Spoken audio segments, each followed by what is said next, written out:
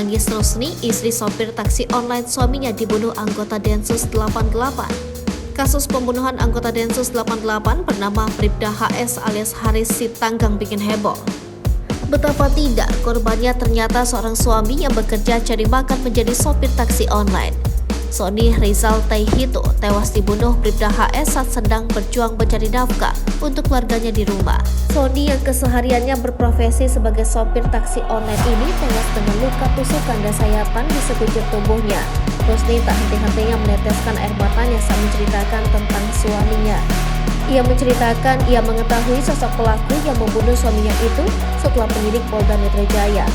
Sambil menangis, Rusni justru merasa bahwa masalah ini tak kunjung tuntas lantaran ia dan keluarganya merupakan bukan orang berada. Rusni meminta kepada Polda Metro Jaya untuk mengusut kasus pembunuhan yang menewaskan nyawa sang suami, sebab kata dia sang suami merupakan tulang punggung keluarganya. Kini dia bakal menggantikan posisi sang suami untuk mencari nafkah demi menghidupi keluarganya di rumah. Sementara itu, Kabag Banub Densus 88 Anti Teror Polri, Kombes Aswin Siregar mengatakan bahwa pihaknya tak akan mentolerir pelanggaran hukum yang dilakukan personilnya.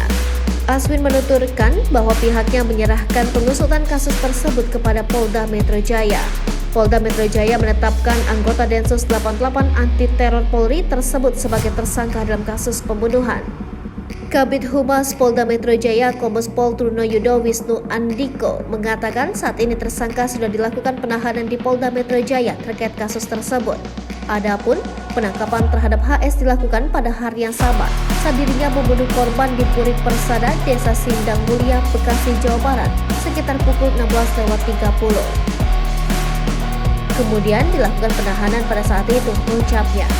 Atas perbuatannya, HS dijerat dengan pasal 338 KUHP tentang pembunuhan dengan terancam hukuman maksimal 15 tahun penjara.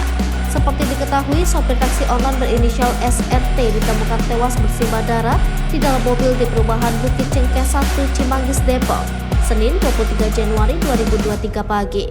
Menurut kuasa hukum keluarga korban, Jundri R, Betutu menuturkan pelaku diduga sudah merencanakan pembunuhan sejak Jumat 20 Januari atau 3 hari sebelum kejadian. Motifnya jelas Jundri, pelaku ingin merampas mobil korban. Jundri merincikan barang-barang pelaku yang tertinggal di mobil korban diantaranya yaitu kartu tanda anggota Densus 88, pisau, dan tas ransel. KTA Bribda HS yang tertinggal di mobil menjadi petunjuk polisi untuk melakukan penyelidikan hingga menangkap pelaku. Jundri juga mengatakan pelaku mencoba merampas kendaraan korban, namun korban sempat melakukan perlawanan. Namun duel antara pelaku dan korban di dalam mobil terjadi di Jalan Banjarmasin. Jadi karena dia melawan, kemudian si korban ini masih sadarkan diri.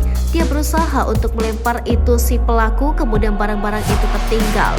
Makanya barang si pelaku itu masih tertinggal di dalam mobil, kata Jundri, dikutip dari Tribun Jakarta. Berdasarkan keterangan sejumlah warga di TKP, jelas Jundri, korban sempat berteriak dan membunyikan klakson. Namun warga mengira SRT mengemudikan kendaraannya dalam kondisi mabuk. Korban ini kemudian melawan, dia teriak-teriak kemudian membunyikan klakson. Karena tidak berhenti, kemudian beberapa warga itu memang keluar. Dia mengira ini hanya orang mabuk, ungkap Jundri. Tetapi dari Jalan Banjarmasin itu mereka melihat adanya suatu mobil yang sudah mulai bergoyang-goyang, tambahnya.